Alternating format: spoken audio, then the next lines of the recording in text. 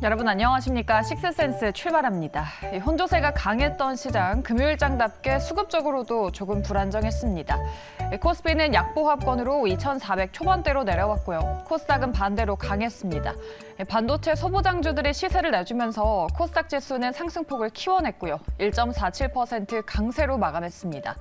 순환매가 일어나는 걸지 방향성을 어느 쪽으로 잡아봐야 될지 오늘 자세한 전략 세워보도록 하겠습니다.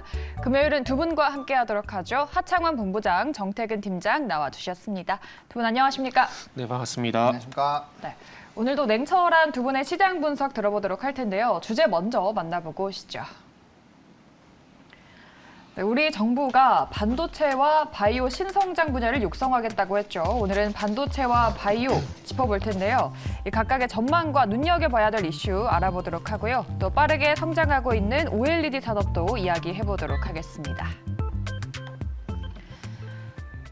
이 테마간 순환매가 나타나고 있는 지금 2차 전지에서 나간 수급이 반도체로 쏠렸습니다. 오늘은 반도체가 시장에서 주인공이었는데 이제 차기 주도주가 어디냐에 다들 관심인데 반도체 IT가 앞으로 주도주가 될 거다라는 말도 많이 나오더라고요. 동의하십니까? 네, 동의를 하고요. 네. 그 흐름이 지난주 목요일, 금요일 이미 나왔었어요, 신호가. 그렇죠. 2차 전지가 물론 매력 있죠. 매력 있는데 이게 중요한 건 주도주라는 게 영원히 갈 수는 없는 거거든요. 이게 시장 상황마다 바뀌잖아요. 그렇기 때문에 다음 타자는 좀 반도체가 되지 않을까라고 생각이 좀 드는데 일단은 이번 정부가 좀 바뀌고 난 뒤에 특징이 뭐냐면은 정부에서 어떤 정책이 나오거나 어떤 이슈가 있게 되면 그런 섹터는 거의 가는 분위기더라고요. 예를 들어 보게 되면 이 정권 처음 바뀌었을 때 탈탈 원전 얘기 나왔었잖아요. 네. 그러면서 원전주 거의 날아갔었잖아요. 그러면서 이제 작년 하반기 같은 경우에는 그래서 이제 작년 8월 달 같은 경우에는 태조 이방원 얘기가 나왔었다가 그리고 나서 하반기에는 뭐 중국 소비주 얘기 나왔었다가 그리고 나서 연초에는 또 아시겠지만 챗GPT, AI 날아갔었잖아요. 네. 그러다가 다시 2차 전지 쪽으로 넘어왔고 그래서 다음 타자는 이제 반도체가 되지 않을까 생각이 드는 것들이 이슈가 너무 많아요. 이슈가 너무 많은 게 화이트리스트 이제 다시 부활했죠. 네. 거기다가 이제 정부에서 칩스법 3월 30일 날 거의 99% 통과된다고 보시면 될 것 같아요. 세액 공제 될 거죠. 그리고 거기에 발맞춰가지고 삼성전자도 대규모 투자를 하죠. 시장에서 주목을 안 할 이유가 있을까라는 생각이 들어요.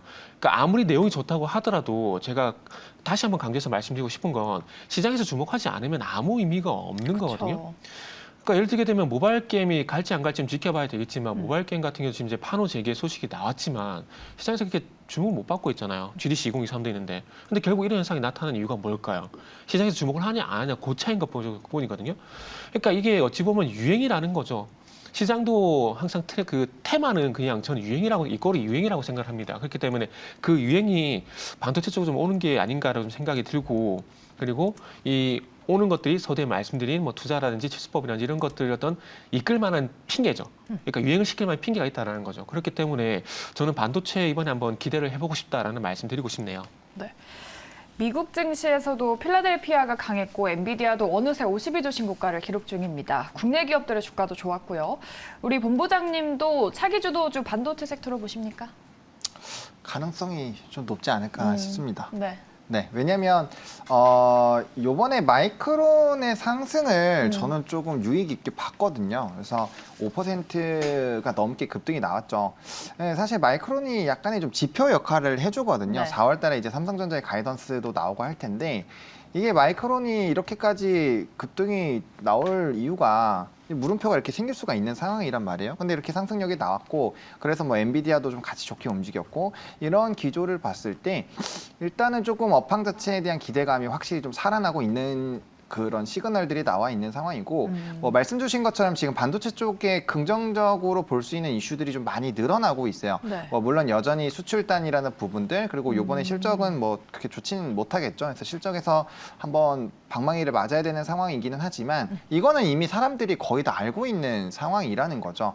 그리고 말씀 주신 것처럼 2차 전지에서의 그 강력한 수급이 옮겨가려면은 그만큼 이 덩치가 좀 있어야 되는 그 섹터로 넘어가게 되는데 뭐 이제 갈 수 있는 섹터들은 여러 가지가 있겠죠. 근데 지금 그래도 뭐 이벤트가 많이 있고 또 주가적인 저평가 부분 그리고 또 업황이 가장 안 좋은 상황. 물론 그 업황이 안 좋다고 해서 무조건 그 다음에 업황이 좋아지지는 않을 거예요. 그게 좋아질 수도 있고 아니면 굉장히 오랜 기간 비슷한 흐름으로 갈 수도 있는데 어쨌든 기대감들이 굉장히 생길 수 있다라는 부분들 그리고 지수에서의 좀 영향도 있는 그런 상황으로 본다라고 한다면 충분히 반도체 쪽으로의 좀 이슈가 될 것 같고요. 결국에 뭐 챗 GTP라든지 최근에 로봇이라든지 이슈가 되고 있는데 이런 산업들이 성장한다라는 거는 결국에 반도체가 많이 쓰일 수밖에 없는 부분들이라는 거죠.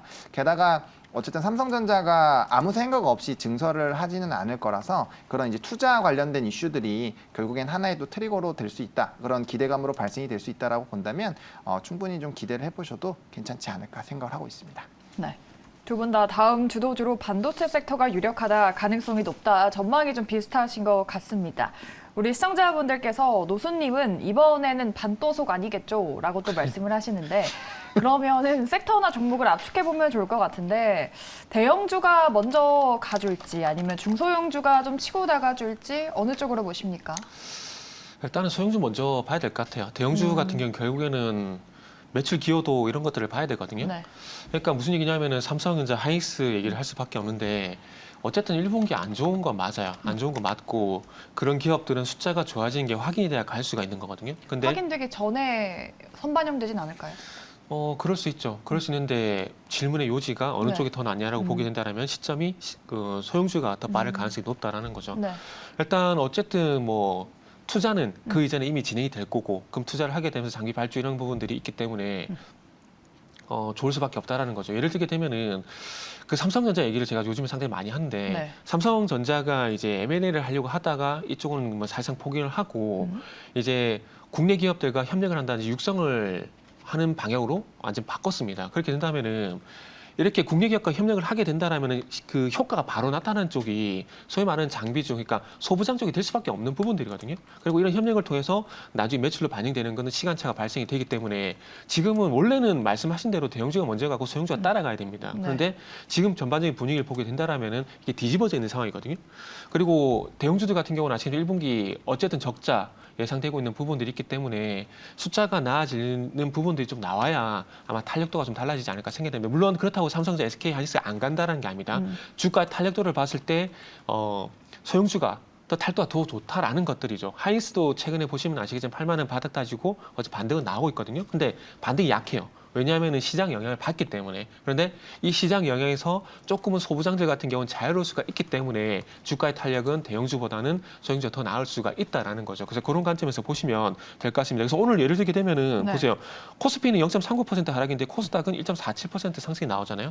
그러니까 시장의 중심이 지금은 대형주가 아니라 중소형주 쪽으로 이제 바라보고 있기 때문에 이렇게 말씀을 드릴 수가 있는 거다라고 보시면 될 것 같아요. 그리고 항상 아시겠지만 1등주보다는 2등주, 3등주가 탄력이 더 좋습니다. 그래서 그런 관점에서 보게 된다면은 뭐 어느 쪽 선택하더라도 수익이 나는 것들인데 어느 쪽이 더 맛있을까 이렇게 본다면 뭐 소형주, 중형주가 더 나을 수 있다라는 거죠.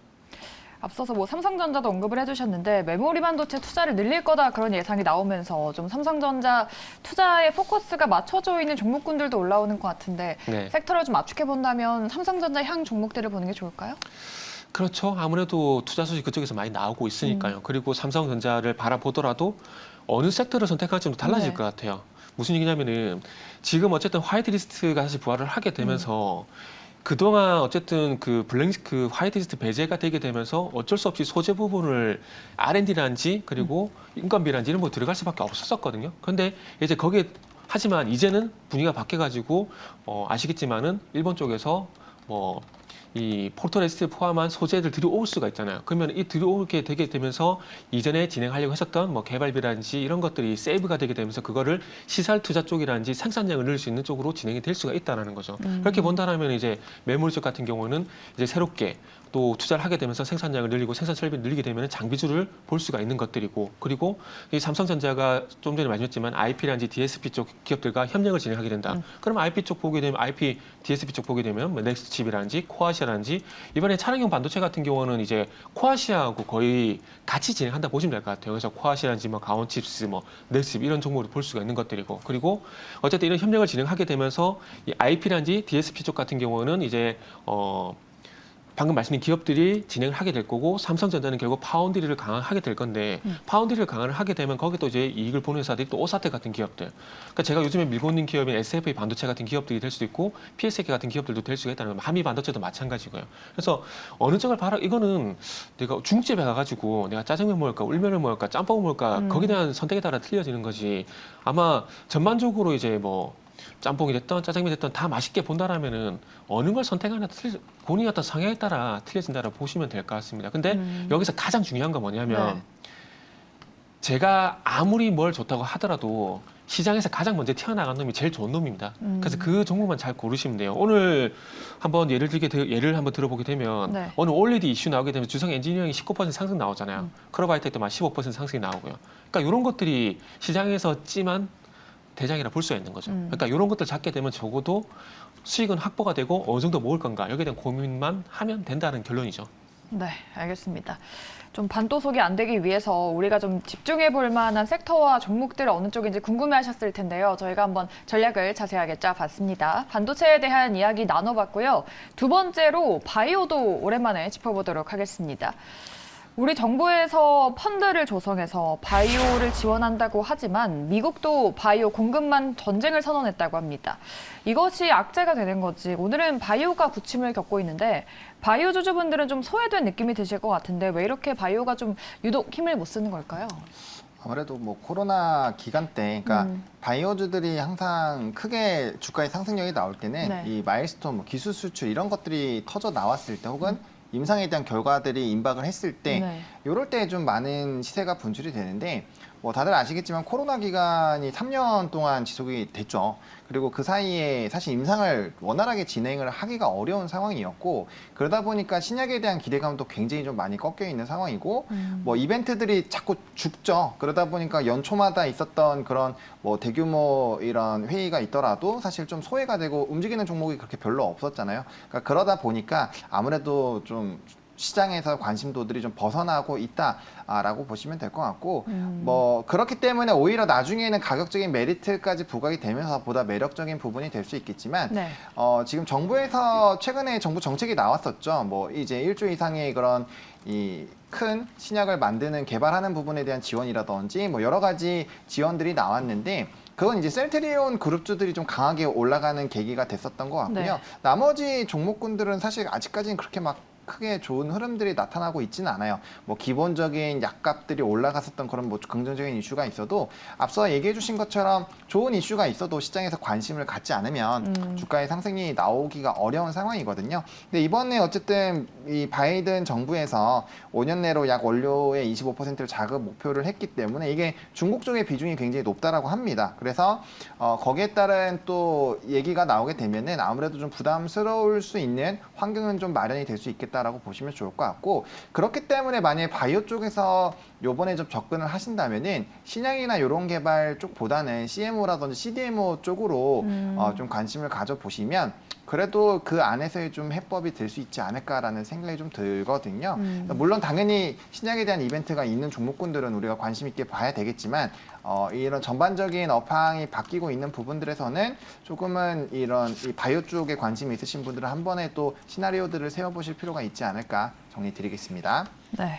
바이오는 아무래도 시청자분들이 정말 뭐 손이 잘 안 나간다 하시는 분들도 많아요. 뭐 아무래도 최근에 셀리버리 거래 정지된 거라던가 카나리아 바이오도 그렇고 한번 악재가 나오면 수습하기 힘들어서 그런 것 같은데 지금 또 감사 시즌이라 바이오 좀 유의할 네. 점도 짚어보면 좋을 것 같고 어느 쪽으로 봐야 되는지도 좀 알아보면 좋을 것 같아요. 그거는 이제 그거 좀 보시면 좋을 것 같아요. 이번에 윤석열 대통령님도 주재를 했고 국무총리도 주재를 해서 바이오 신시장 창출 전략 회의를 했거든요. 거기서 제가 관심 있는 부분은 바이오 제약 지원 부분인데 바이오 제약 지원 부분이 어떤 내용이냐면은 2027년도까지 블록버스터급 신약 개발 지원을 한다는 얘기가 있고 그리고 의약품 수출도 2배를 목표치로 설정을 했어요. 그래서 아마 조금 전에 펀드 말씀하셨는데 네. 그게 지금 제가 말씀드린 그 내용이라 보시면 될 것 같아요. 이 신시장 창출 전략하기 위해서 그런 목표치를 좀 잡았는데 거기에 지금 이제 부합하는 기업이 일단 저는 셀트리온 그룹주라 생각을 좀 하고 있거든요. 그러니까 제가 반도체에서 그 말씀드렸잖아요. 제가 좋은 이슈가 있다고 하더라도 시장에 주목하지 않으면 의미가 없다는 말씀했잖아요. 지금 제약바이오가 딱 그래요. 지금 제약바이오도 연착 위에 어쨌든 이 바이오를 제2의 반도체를 키워야 된다고 얘기하게 되면서 윤석열 대통령이 계속해서 중요성을 강조를 하고 있거든요. 근데 시장에서 안 바라보는 거죠. 왜? 2차 전지가 있고 또 이번 주랍니다. 이번 주 같은 경우는 2차 전지가 있고 또 2차 전지가 있고 또 반도체가 있다 보니까 네. 바이오보다 더 눈에 보이는 섹터가 있는 거예요. 그러다 보니까 상대적으로 소외가 되는 거거든요. 그래서 저는 개인적으로 우주항공이라든지 바이오 같은 경우는 일단 좀 인내가 필요할 것 같습니다. 그래서 좀 킵을 하셔가지고 지금 뭐 지난주 목요일, 금요일 그리고 오늘 반도체가 이렇게 부각이 되는 것처럼 다시 한번 부각이 될 때까지 좀 기다릴 수밖에 없다라는 말씀을 드려야 될 것 같아요. 그리고 가장 중요한 부분들은 어쨌든 신약 개발이 됐고 그리고 미국적 수출이라든지 이런 것들에 포커스가 맞춰져 있는 이 바이오, 헬스케어 관련 종목들을 좀 리스트를 좀 만들어가지고 항상 계속 바라보게 되면서 만약에 바이오가 지금 반도체전 가게 된다라면은 그 종목들을 우선해서 보는 게 가장 좋은 방법이라고 생각을 합니다. 아까 전에 그 우리 본부장님도 코로나 얘기해 주셨는데, 네. 그러니까 이게 그런 일이 앞으로 없었으면 좋겠지만은 이 코로나 같이 대형 바이오 어떤 임상이라든지 이런 것들이 될 만한 거리가 솔직히 말씀이 없어요. 그러다 보니까 더 가기도 힘든 부분들이 있겠죠. 그러다 보니까 지금 유럽 쪽 같은 경우도 그 무슨 학회가 지금 열리고 있는 걸 알고 있는데 네. 지금 시장에서 전혀 아무도 얘기 안 하잖아요. 그러니까 시장 항상 보고 싶은 것만 본다라는 거죠. 근데 보고 싶은 것만 보는데 아직까지 바이오는 참 안 바라봐 준다. 참 야속하다. 뭐 이런 말씀 좀 드리고 싶네요. 네. 뭐 아무래도 제약바이오는 시장의 관심을 받지 못하고 있어서 좀 부진하지 않나 싶고 또 시청자분들이 말씀하시는 대로 리스크가 좀 크기 때문에 그걸 감수하고 투자를 할 만큼 메리트가 있나 그런 고민도 많이 하시는 것 같습니다. 이렇게 바이오에 대한 두 번째 섹터 정리를 해보고요. 마지막 섹터로 넘어가 보도록 하겠습니다. 마지막은 디스플레이 OLED 섹터입니다. OLED 수요 증가로 반등 빨라질까라고 질문을 정해봤습니다. OLED도 정부 정책이 나왔죠. OLED 안에서 지금 볼만한 종목이 있을까요? 뭐 볼만한 종목은 뭐 너무 많지 않을까요? 네. 오늘 장에서 많이 올라갔거든요.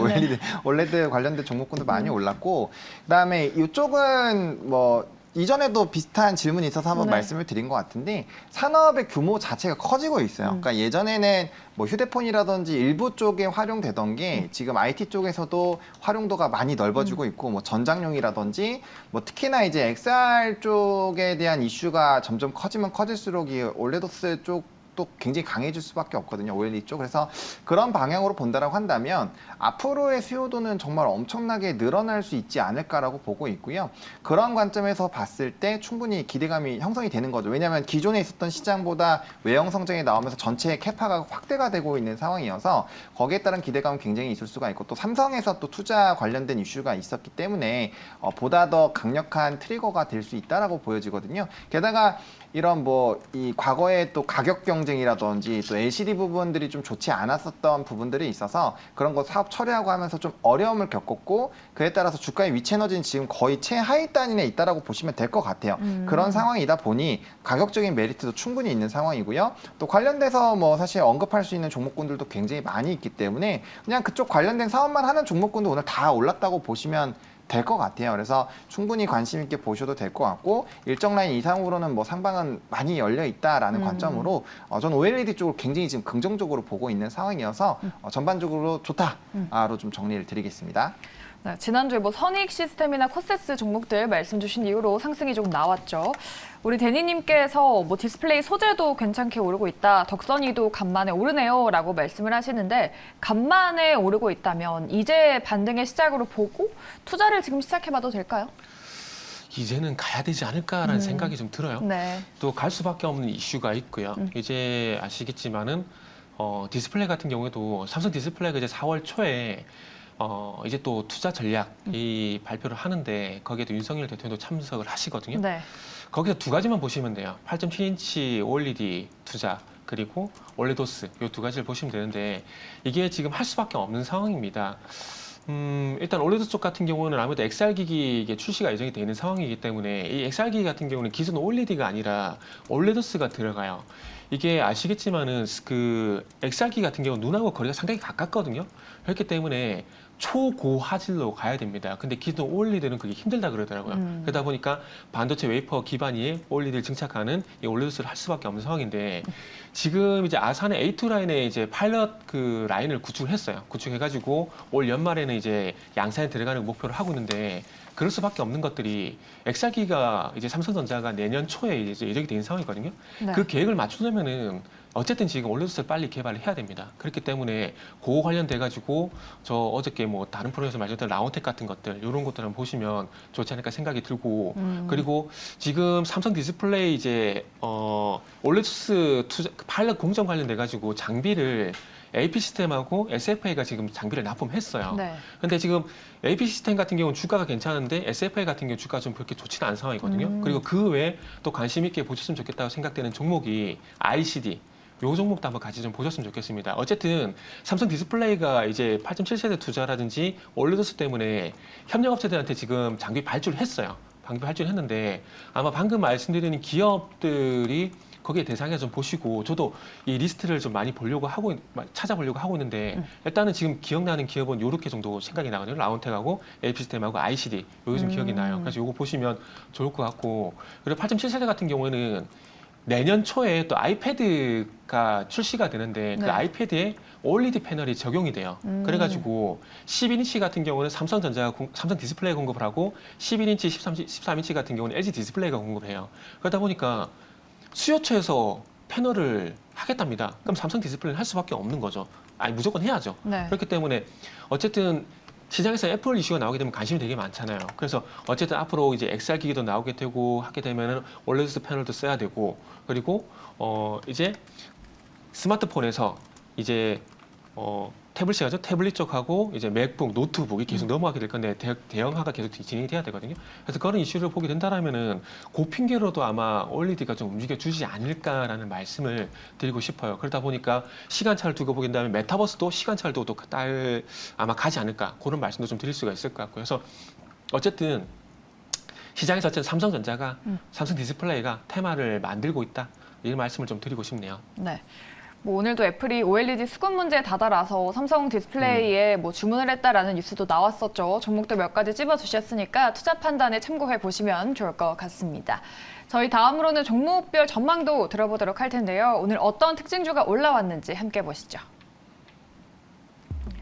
네, 미스터 블루와 함께 오늘 급등이 나왔던 MDS 테크 그리고 조금 쉬어갔던 로봇 주안에서 레인보우 로보틱스 전망 들어보도록 하죠.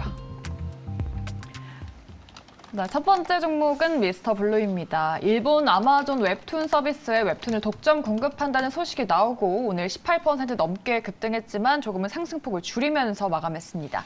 다음 주도 반등 이어갈지 두 분의 의견 들어보도록 하죠.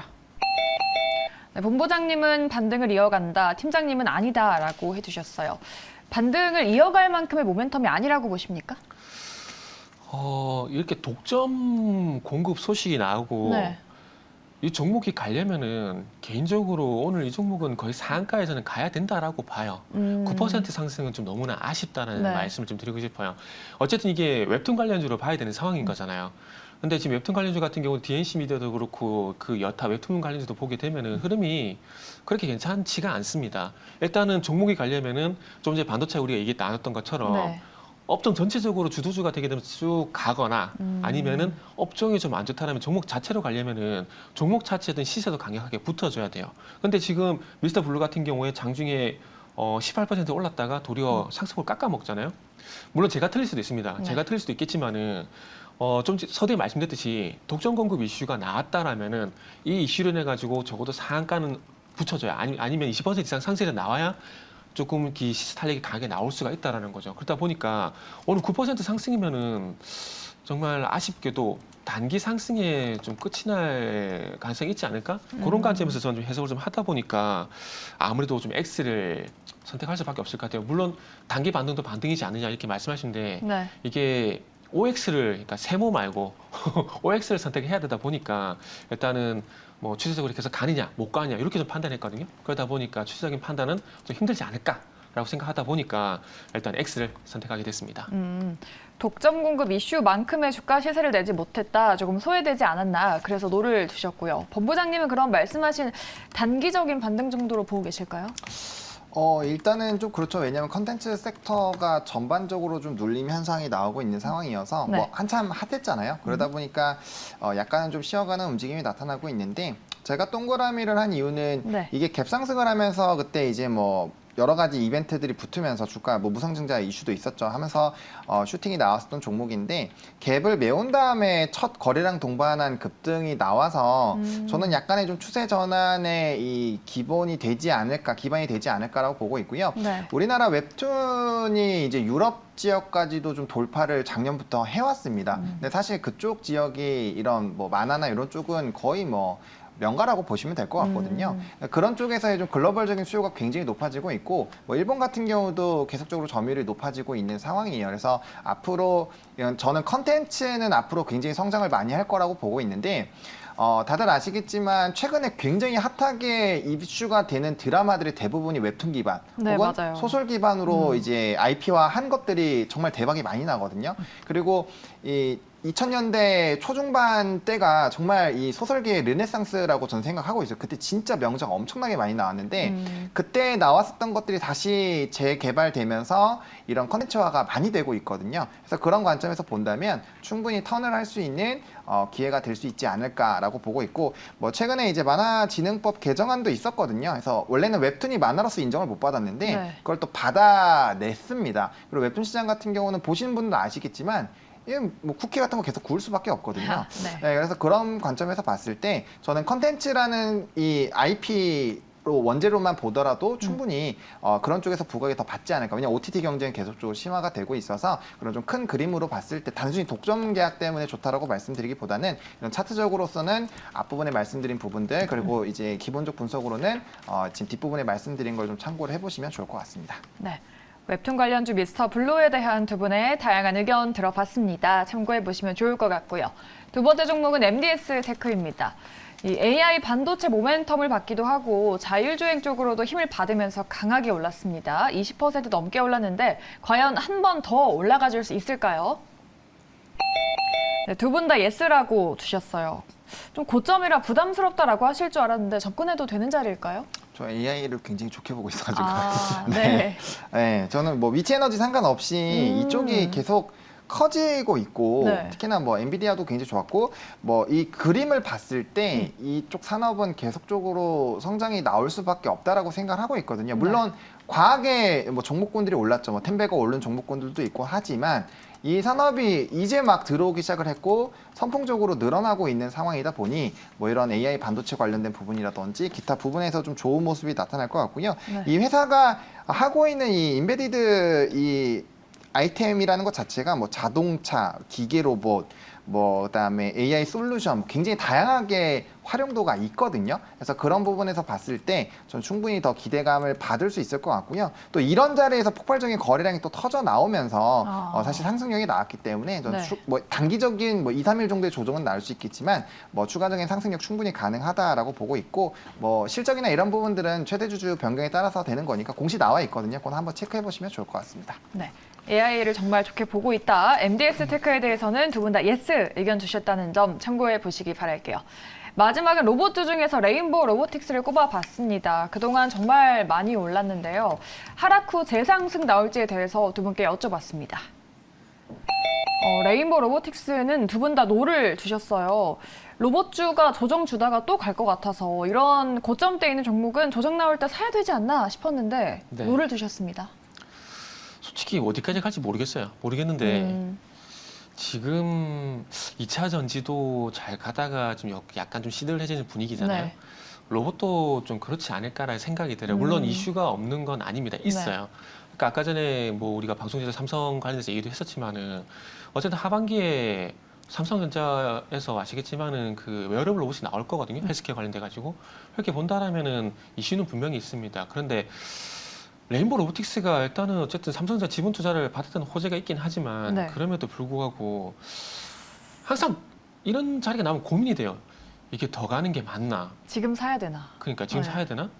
지금 사면 좀 위험하지 않을까라는 고민에 빠질 수밖에 없는 국면이라는 거죠. 차라리 이번에 이제 2월 달처럼 옆으로 횡보를 했다라면은 한번 고민해 보겠지만 지금 자리에서 뭐 제 개인적인 생각을 말씀드린 자리긴 하지만 네. 저는 여기서 안 따라잡을 것 같아요. 차라리 조정을 기다리거나 아니면 아예 내게 아니다라는 생각을 하고 그리고 지금 바닥에서 올라오는 뭐 올리도 그렇고 반도체도 그렇고 다른 것 대안이 많잖아요. 뭐 주초처럼 2차 전지만 주구장창 간다. 그러면 이거라도 잡아야 이라도 잡아야 되겠죠. 근데 그게 아니라 2차 전지도 지금 식고 반도체도 올라오고 올리도 올라오게 되면서 대안이 생기고 있는 상황이기 때문에 그러니까 위치적으로 덜 부담스러운 것들이 있기 때문에 굳이 지금 자리에서 요 종목을 따라잡아서 정말 편하게 잠을 잘 수 있을까? 그런 부분을 고민해보게 된다라면은 아니다라고 말씀드릴 수밖에 없거든요. 저는 만약에 이 종목을 사잖아요. 뭐 밤에 잠 안 올 것 같아요. 무슨 소식이 나올지 모르니까. 네. 그래서 그런 점을 보게 된다라면은 저는 그냥 X 하겠습니다. 아, 팀장님은 조정을 더 기다려야 된다라고 하셨는데 우리 또 스미코 도치이치님께서 로봇은 반도체랑 꼽사리 껴서 한 번 더 가지 않을까라고 또 말씀하셨는데 본부장님은 로봇주를 만약에 본다고 한다면 상대적으로 덜 오른 로봇주는 지금 봐도 된다고 보세요? 네, 그러니까 이 레인보우 로보틱스도 더 상승이 나올 거라고 생각은 하고 있어요. 네. 근데 그 뭐 말씀 주신 것처럼 지금 자리에서 뭐 얼마나 얼마나 더 갈까? 수익을 네. 많이 볼 수 있을까라는 생각이 좀 들고 말씀 주신 대로 지금 만약에 신규로 들어간다 그럼 좀 심장이 많이 아프지 않을까 싶거든요. 그래서 저는 로봇 산업은 앞으로 뭐 우리나라 같은 경우 출산율도 굉장히 많이 낮아서 사회적 이슈가 되고 있는 상황이어서 뭐 인건비라든지 이런 부분들에서 또 이슈가 되고 있죠. 그래서 충분히 기대감은 나올 거라고 생각을 하고 있어서 로봇 산업이 전반적으로 확장이 됐을 때 네. 수혜를 받을 수 있는 기업들 지금은 이제 지분 투자 쪽으로 여전히 보셔야 되겠지만 그 안에서도 지금 뭐 RS 오토메이션이라는 종목 같은 경우는 이게 이제 이 부품들을 합쳐가지고 한 번에 탑재를 하고요. 그래서 이제 경량화 부분도 할 수 있고 원가를 줄일 수 있는 쪽, 그러니까 원가를 줄이는 쪽으로 간다거나 아니면은 이 지금 감속기 쪽이 저는 2차 전지 양극재라고 보고 있거든요. 감속기 기업들을 오히려 보신다거나 특히나 이제 뭐 앞서서도 얘기해 주신 것처럼 네. 삼성이 이제 하반기에 로봇이 나와요. 그럼 로봇을 대량 생산해 주는 기업이 있거든요. 네. 뭐 저번 주에도 말씀을 해주셨지만 그러니까 그런 기업이라든지 그러니까 대체할 수 있는 종목이 굉장히 많아요. 물론 레인보우 로보틱스가 주가가 많이 눌리면 다른 로봇주들이 당연히 영향을 받겠죠. 하지만 그 안에서도 충분히 후발로 따라갈 수 있는 종목군들이 많아서 지금 자리라면 레인보우 로보틱스보다 다른 로봇주들을 조금 보시는 게 저는 더 괜찮지 않을까 생각을 하고 있습니다. 알겠습니다. 두 분과 함께 여러 가지 섹터와 종목에 대한 꼼꼼한 분석과 전략 들어봤고요. 두 분은 여기서 인사드리도록 하죠. 지금까지 하창원 본부장, 정태근 팀장과 함께했습니다. 오늘 말씀 고맙습니다. 네, 감사합니다.